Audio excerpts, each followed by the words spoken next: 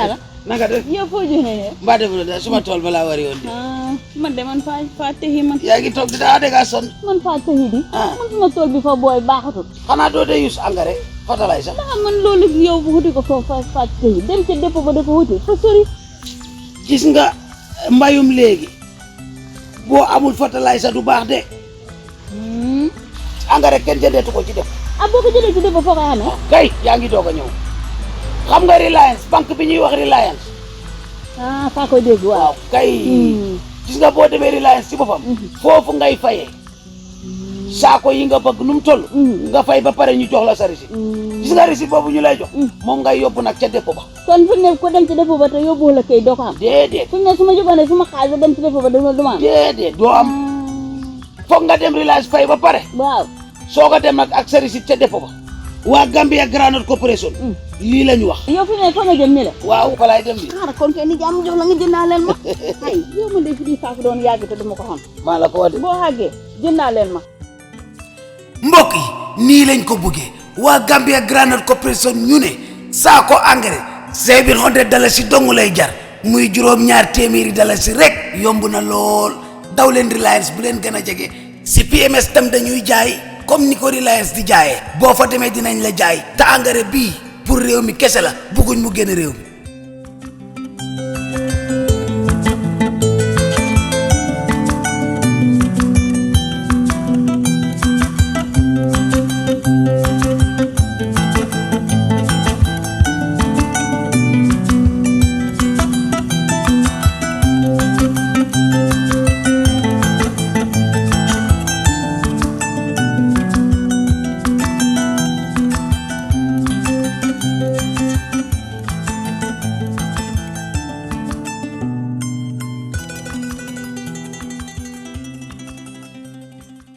Gambia, Angola, China Holding, GASH, producers of the finest tomato paste in the Gambia. Jaja tomato paste, available in 5 kilos, 1 kilo and in sachets. For wholesale and retail, visit our factory at Banjulaling. We are also producers of Jaja mineral water, cool, clear and fresh. GASH, Gambia, Angola, China Holding, with headquarters at Fatu Golden Plaza, Mile 7, Bertel Harding Highway. GASH Group also provides the best security company, GASH Security, for your offices, warehouses, homes and personal property. GASH Group for all your construction projects, offering you quality water reticulation for your gardens, pump irrigation, tidal irrigation projects and all types of buildings. You can contact GASH on 396-7894, 700-8993, 373-0259. Visit us at GASH Global Group on Battle Harden Highway, Fatu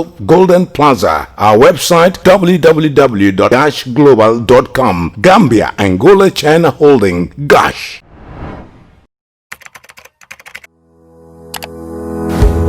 Here are 5 ways you can help combat stigma and discrimination as we fight against coronavirus COVID-19. 1. Educate your friends and family that COVID-19 is not specific to any race, nationality, or skin color. 2. Do not associate migrants with the virus. In many contexts, migrants are healthy and key players in nation building. 3. Remind others that discrimination may lead people to hide their symptoms rather than seek treatment. This puts everyone else at risk. 4. Be kind, considerate, and helpful to others in these difficult times. 5. If you know anyone experiencing symptoms, encourage them to dial 1025 for free.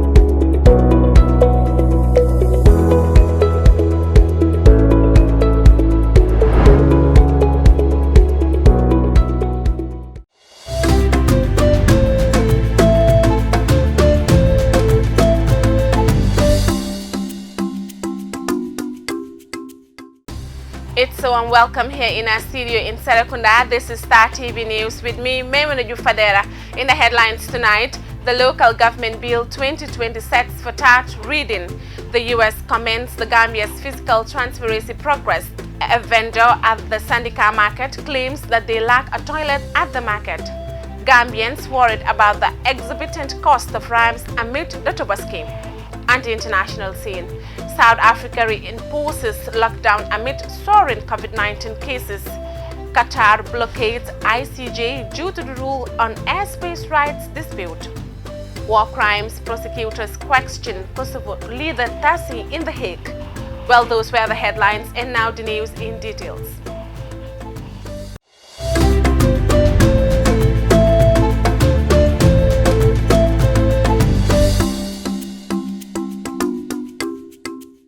The Local Government Amendment Bill 2020 has been set for a third reading as some National Assembly members rejected the bill as soon as the clerk read out the bill for it to be discussed by the lawmakers.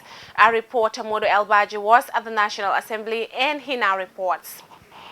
As sitting resumed on Monday at the National Assembly after a weekend break, the Local Government Amendment Bill 2020 was brought before the lawmakers for discussion. However, some members termed the bill as offensive after the clerk read out the bill before them. Sana Jawara, member for Upper Fuladu, raised a point of order that on standing orders, Section 32, Subsection 2 and Subsection 3, the bill has not fulfilled the obligatory processes and thus should not be entertained in the legislature.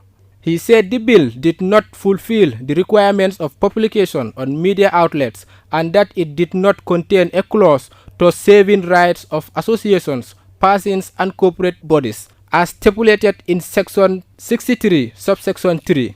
My attention, Honorable Speaker, that this particular bill has not fulfilled the obligatory requirements of processes that it should in fact be entertained in the House. The simple reason is Section 63(2) says that if a bill is a member's bill, then in addition to and contemporaneously with the provisions in paragraph 1, a statement of the general nature and objects of the bill shall be published in at least one newspaper circulating in Uganda. Deputy Speaker Momadou LK Sane told the Upper Fuladu MP that the requirement of Section 63, Subsection 2 had been met as the said bill was published in the Fourier Standard and the Point newspaper. It has been published in the 3 newspapers, Gambian newspapers. The file before me was on the 26th of June 2020 and it was published in the Point newspaper, Standard newspaper, Fourier newspaper. However, nominated member Honorable Yakumba Jete noted that the bill is affecting the rights of political parties as he read out Section 63, Subsection 3 of the House's standing order, which frowns at such a bill. Honorable Speaker, the bill in question is clearly affecting the rights of political parties. And the bill in question clearly does not contain a stating clause in regards to those rights. Honorable Speaker, Silent, please. No, let them make the noise. It wouldn't distract. Honorable Speaker, this section is not saying whether the bill would have a retroactive effect or retrospective effect or not.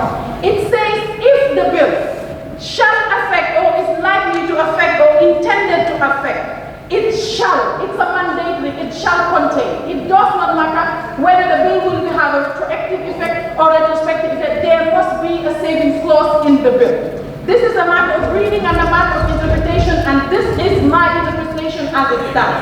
And I would advise that we suspend this sitting, get the information on this until we are clear, because this is a mandatory provision of this standing order which has never been tested. The Speaker finally ruled that the bill be discussed at the committee level by all the lawmakers. The lawmakers will meet again on Friday when sponsor Alaji Jawala will read it for the 3rd time before it proceeds to voting. Meanwhile, member for Banjul North, Honorable Usman Silla, chairperson of the Committee on Health, requested a 1-minute silence from the Speaker for the late healthcare worker, Mo Sise, who died of COVID-19 last week while serving the nation. That the Gambia had to lose 3 precious lives, with the 3rd and most recently a healthcare worker who also succumbed to COVID-19 in the line of duty a few days ago.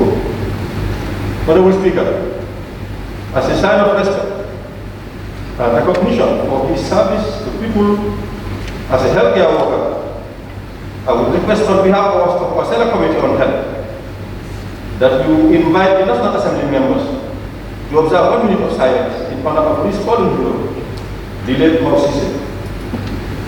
This gesture is to remind Gambians that COVID-19 is a killer that requires the strict observation of WHO takeaways of physical distancing, hand washing or sanitization, and face masks aimed at defense against illness and to prevent transmission, and to also further demonstrate that the lawmakers of this country have recognized and acknowledged the role and invaluable work of healthcare personnel as lifesavers who are even sacrificing their lives for us to live. We pray for him and all other departed souls to rest in peace. For Star TV, I am Modu El Baji. The U.S. Department of State has released the 2020 Fiscal Transparency Report on Monday, crediting the Gambia government's endeavor in ensuring fiscal transparency. More on this report with Omar Joop. The Department's Fiscal Transparency Review process assesses whether governments met minimum requirements of fiscal transparency. According to the statement from the U.S. Embassy in Banjul, the minimum requirements of fiscal transparency include having key budget documents that are publicly available, substantial, complete, and generally reliable. The review includes an assessment, transparency of processes for awarding government contracts and licenses for natural resource extraction. The Department of State describes fiscal transparency as a critical element of effective public financial management that helps build market confidence and underpins economic sustainability. Fiscal transparency fosters greater government accountability by providing a window into government budgets for citizens, helping citizens hold their leadership accountable, and facilitating better informed public debate. During the review period, the Gambia published its enacted budget and end-of-year report online and improved the completeness of budget documents. Information on debt obligations was publicly available and updated at least annually. Budget documents were substantially complete. The U.S. said to the Gambia that the criteria and procedures by which the government awards contracts or licenses for natural resource extraction were specified in law and followed in practice, while basic information about natural resource extraction awards was publicly available. The report also noted that the Gambia's fiscal transparency will be improved by publishing its executive budget proposal online within a reasonable period, and ensuring that the Supreme Audit Institution also publishes audit reports within a reasonable period. The U.S. Embassy in the Gambia commends the government of the Republic of the Gambia, and in particular the Ministry of Finance and Economic Affairs and the National Assembly, for the continued focus and attention on enhancing transparency in this and other important areas. For Star TV, I am Omar Joop. The vendors in the country's busiest and biggest market, commonly called Serekunda Sandika, keep crying out to the government to extend development to the market because they don't even have a toilet to use in the market. Dado Cham was there and she now reports. Mohamed Ba, a vendor at the Sandika market, said that there is a toilet that had been closed for ages and still it has not been opened for use. They pay to the nearby compounds to use their toilets. The lack of a toilet is not the only problem. The way in and out of the Sandika is poor, especially during the raining season. The incinerator condition of the market at this time always sends away their customers, he said. Mr. Ba also complained about how other natives across Serekunda use the Sandika as a dumping site. Every morning, when they come to sell their goods, they will see so many garbage dumped in the market by the native around the area. Ba explained. They have cried this issue to the government and KMC so many times, but nothing has still been done, he added. A vendor by the name Hadi Kebe said that the Sandika market is the only place to earn her living for her family, but the condition of the place is getting worse and it is affecting their income.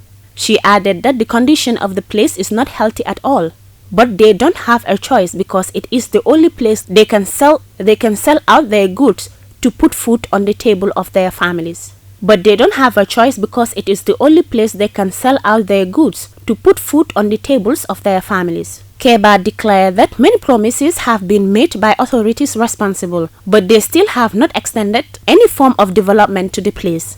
She emphasized that the order from the dump site has caused so many health complications for them. Therefore, it is high time the government came to their aid. Sona Bachili, also a mother trying to earn a living from the market, said that paying $5 each time they want to use a toilet is not fair to them because they have and always been paying for their daily and monthly duties to the authorities. Reporting for Star TV News, I am Dado Cham.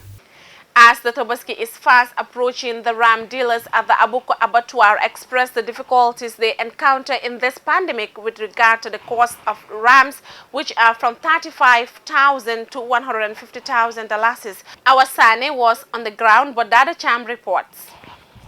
Aliu Nyang, a businessman and a ram dealer, said that he has been in the business for over 15 years and they sometimes spend the entire day without seeing a customer to buy a ram from him.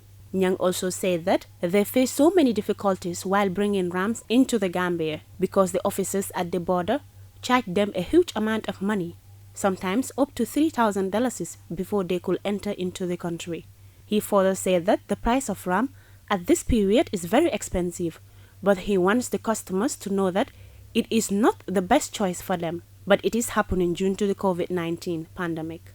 Musa Njai said that this coming Tobaski is very different from the other ones, but also said that perhaps rams are expensive due to the coronavirus.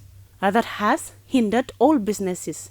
He urged the customers to be patient with them because the rams are very expensive this year. He also said that they want the government to reduce the amount of money the tax collectors collect from them at the border.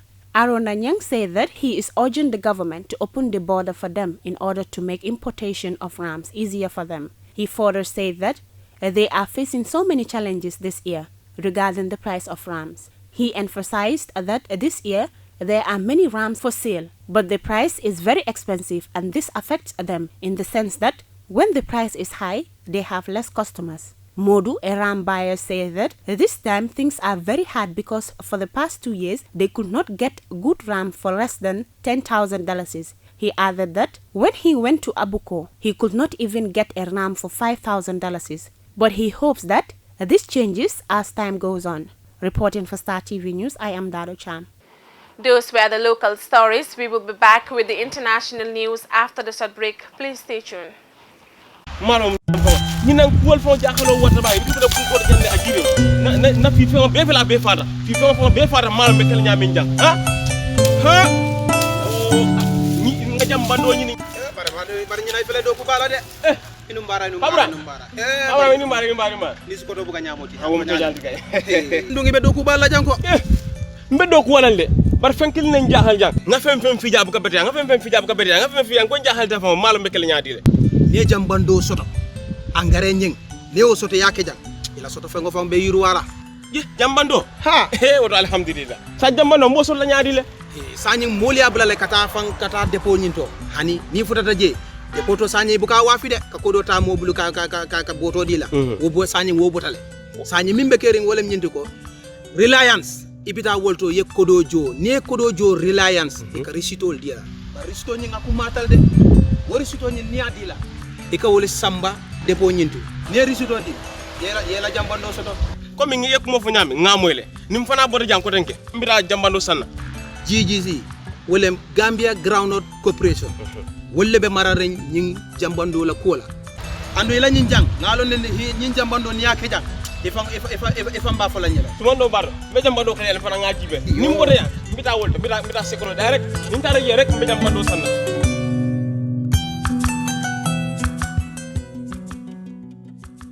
oto mbaadiŋol ñewode ñul naatale kana mol dahandi GGC ka jambando data la mole fadala se ceme worwula he ñomo alten du baldi mbati woto nimboru bayta ngata na jambando la ko do jo woto jang msan sa mbe wutule ngata fo reliance nganna jambando la ko do jo jeto ngana risito ta ngata depo walla ngaji be CPMS katu ñindu la fulol de min suriyata na rek nin tara ngajo je benna jambando sotla al nimbara bak ala baraka.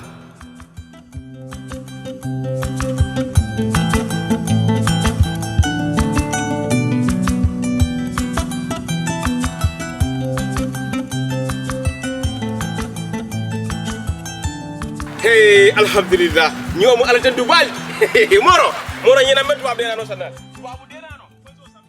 Gambia, Angola, China Holding, GASH, producers of the finest tomato paste in the Gambia, JOOF tomato paste, available in 5 kilos, 1 kilo and in sachets. For wholesale and retail, visit our factory at Banjulunding. We are also producers of JOOF mineral water, cool, clear and fresh. GASH, Gambia, Angola, China Holding, with headquarters at Fatu Golden Plaza, Mile 7, Bertel Harding Highway. GASH Group also provides the best security company, GASH Security, for your offices, warehouses, homes and personal property. GASH Group for all your construction projects, offering you quality water reticulation for your gardens, pump irrigation, tidal irrigation projects and all types of buildings. You can contact GASH on 396-7894, 700-8993, 373-0259. Visit us at GASH Global Group on Battle Harden Highway, Fatu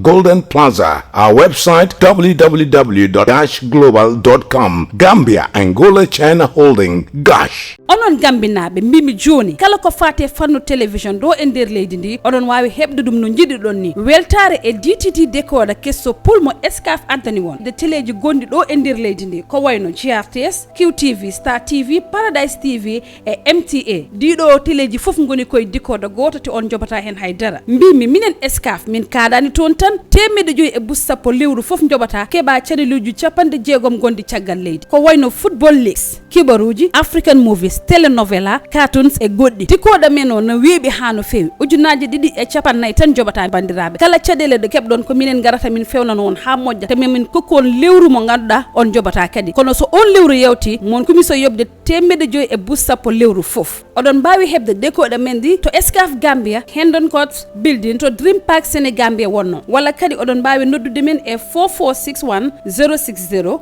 walla 4461 061. mbimi bandiraɓam so tawi koye Escaf DTT décoda o joguiɗon aduna o foof woni koye nder juuɗe mon. Welcome back after that short commercial break, and we now look at the news beyond our borders. South Africa reimposes lockdown amid soaring COVID-19 cases. South Africa is the worst hit country in Africa with over 250,000 people infected. The government is reintroducing lockdown restrictions to try to combat the soaring numbers. Al Jazeera's Faminda Miller reports from Johannesburg. President Cyril Ramaphosa has blamed gatherings like this and what he calls drinking sprees for a surge in COVID-19 infections. With more than 270,000 cases, South Africa has one of the highest rates of infection in the world. The government has again banned the sale of alcohol after allowing its sale to resume just weeks ago. There is now clear evidence that the resumption of alcohol sales has resulted in substantial pressure being put on hospitals, including trauma and ICU units, due to motor vehicle accidents, violence, as well as related trauma that are alcohol-induced. Family visits and other social activities have also been banned, but people can meet at restaurants, malls and other public areas, and parks have been reopened for exercise. While wearing a mask is mandatory, the government says people are not following the rules, and there's concern that health facilities can't cope. Some health workers are using social media to speak out. It's absolute chaos. I have had 3 deaths in the space of less than 2 hours. The third was the most shocking. I just found out that the lady is pregnant. All respiratory issues, came in shortness of breath. The place is packed like crazy. We don't even have any oxygen ports to put the patients on. Additional facilities and quarantine areas have been set up across the country. The government's allocated 37,000 beds for quarantine and is securing thousands of ventilators and oxygen for those who need them. While more than 4,000 people have died here, South Africa does have one of the lowest death rates compared to other countries, but it might not stay that way. A quarter of those deaths were recorded in the last week alone, and estimates indicate there could be between 40 and 50,000 deaths in the months to come. Yet the government says it's reluctant to return to a full lockdown. Millions of dollars and thousands of jobs were lost when it did that in March. The government insists it's trying to revive the economy while at the same time protecting lives. But with 500 new infections every hour, the speed with which the virus is spreading may make that more difficult. Famida Miller, Al Jazeera, Johannesburg. Qatar blockade ICJ due to rule on airspace rights dispute. It has been more than 3 years since 4 Arab states imposed a land, sea and air embargo on Qatar. Qatar's legal bid to remove the air blockade now hints on a ruling by the International Court of Justice due on Tuesday. Al Jazeera's Hashim Al-Hibara reports. For Qataris, this has been a long battle on many fronts. The International Court of Justice is to issue its verdict on a dispute over airspace rights.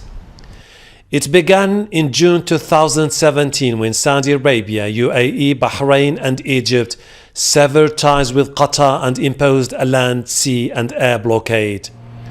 Qatar took the case to the UN, calling on the International Civil Aviation Authority to declare the blockade illegal. As part of the dispute, the blockading countries have barred Qatari aircraft from entering their airspace, which Qatar says violates the Convention on International Civil Aviation, referred to as the Chicago Convention.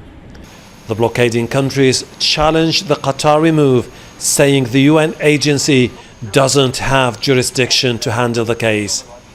But in 2018, the International Civil Aviation Authority rejected that claim, insisting that it does have jurisdiction.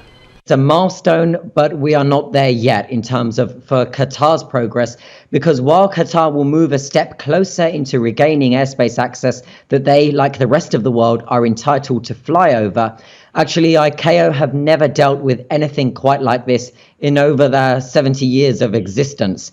Then you can expect, running in parallel to this, a separate case that will be seeking compensation. This isn't the first legal fight between Qatar and its neighbors.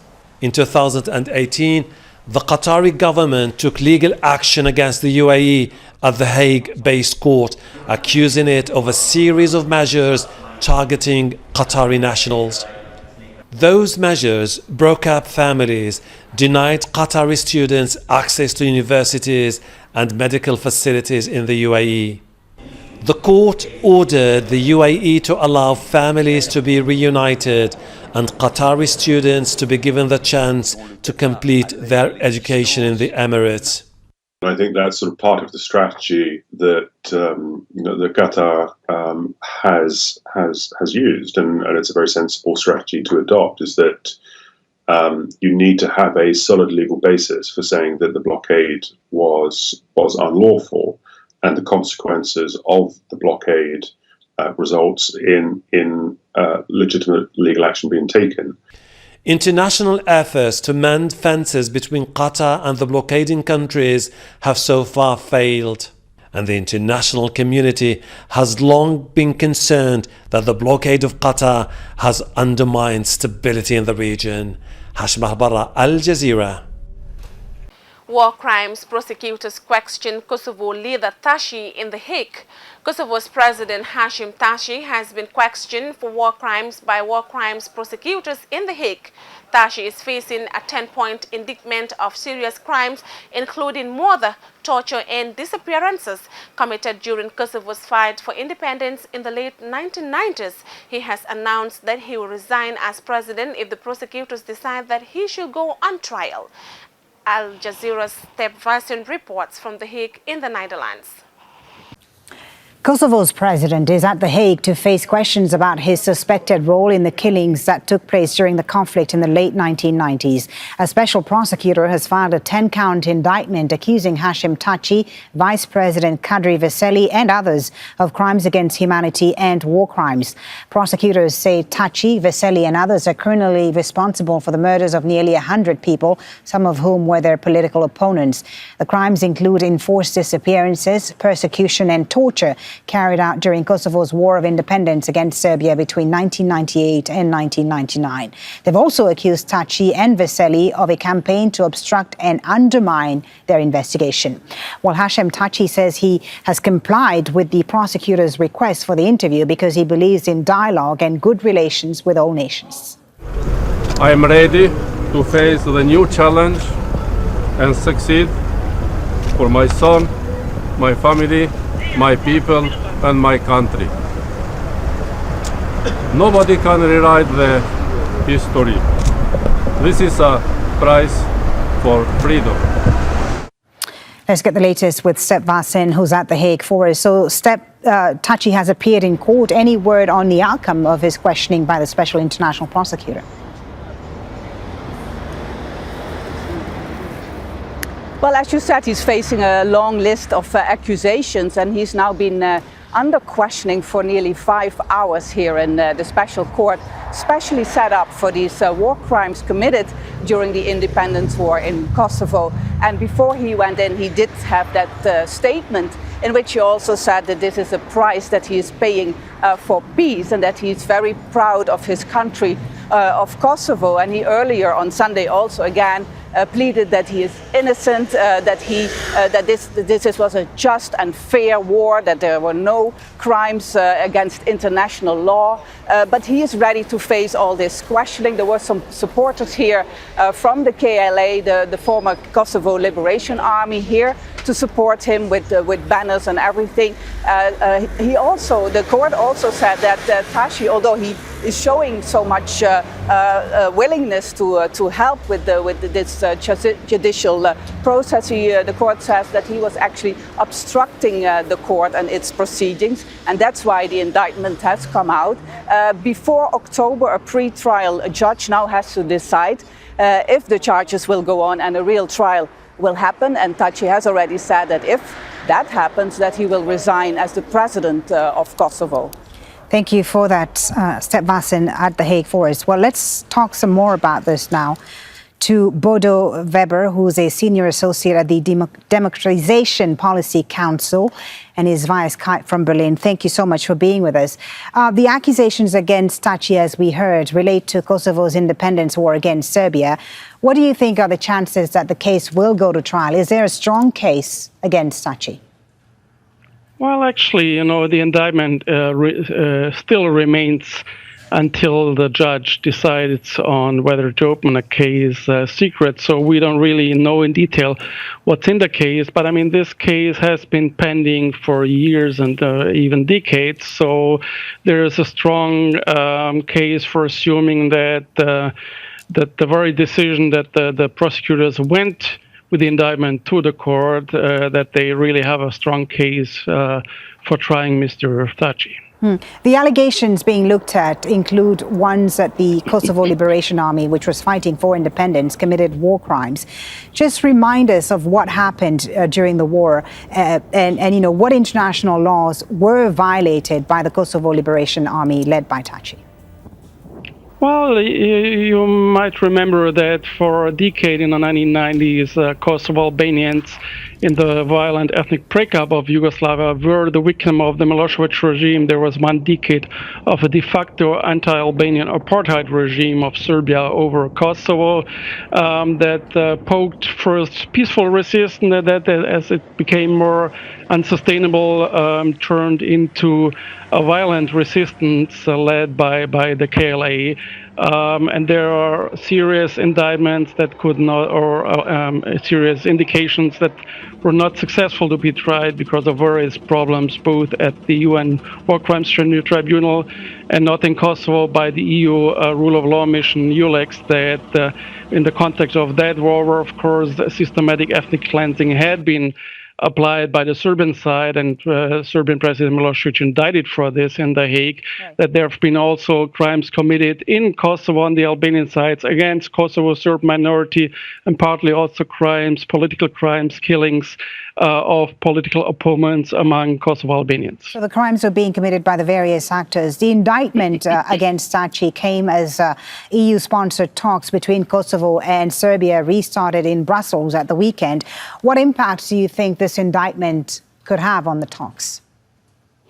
Well, you need to know that the indictments came in the context of a 3-year-long, very unsuccessful process by the EU of negotiations on a final comprehensive agreement between Kosovo and Serbia on full normalization of relations, including most probably also recognition of Kosovo's independence by Serbia. Now, that process, ill-designed process over the last 3 years, turned into a privatized process between the three negotiators, former EU Foreign Policy Chief Mogherini and the two presidents, Vučić and Thaci, in which the three actors aimed for a dangerous land swap agreement, and in which, Mr. Thaci almost privatized the Kosovo negotiating position, most probably for private interest of getting some form of amnesty against an indictment and being convicted by this court. That's why the prosecutors obviously took a very unusual step ahead of a negotiating meeting in Washington at the White House, in a parallel undermining process by U.S. envoy Richard Cronell, undermining the EU process, with the explanation, without detailing it, that Mr. Thaci was aiming at undermining the work of the specialist prosecution and specialist chamber. Thank you so much for your insight, Bodo Weber, a senior associate at the Democratization Policy Council, live there from Berlin. We appreciate your time. Thank you. And before we end the news, a quick recap of our main headlines. The Local Government Amendment Bill 2020 has been set for a third reading as some National Assembly members rejected the bill as soon as the clerk read out the bill for it to be discussed by the lawmakers. The U.S. Department of State has released the 2020 Fiscal Transparency Report on Monday, crediting the Gambia's government endeavor in ensuring fiscal transparency. The vendors in the country's busiest and biggest market, commonly called Serekunda Sandika, keep crying out to the government to extend development to the market because they don't even have a toilet to use in the market. As the Tobaski is fast approaching, the ram dealers at the abattoir express the difficulties they encounter in this pandemic with regard to the cost of the rams, which are from $35,000 to $150,000. South Africa is the worst hit country in Africa with over 250,000 people infected. The government is reintroducing lockdown restrictions to try to combat the soaring numbers. It has been more than 3 years since 4 Arab states imposed a land, sea and air embargo on Qatar. Qatar's legal bid to remove the air blockade now hinges on a ruling by the International Court of Justice due on Tuesday. Kosovo's President Hasim Thaci has been questioned for war crimes by war crimes prosecutors in The Hague. Thaci is facing a 10-point indictment of serious crimes, including murder, torture, and disappearances committed during Kosovo's fight for independence in the late 1990s. He has announced that he will resign as president if the prosecutors decide that he should go on trial. Well, that's all for this edition of the news. Please do enjoy the rest of our programs and join us tomorrow for more news. Thanks for watching.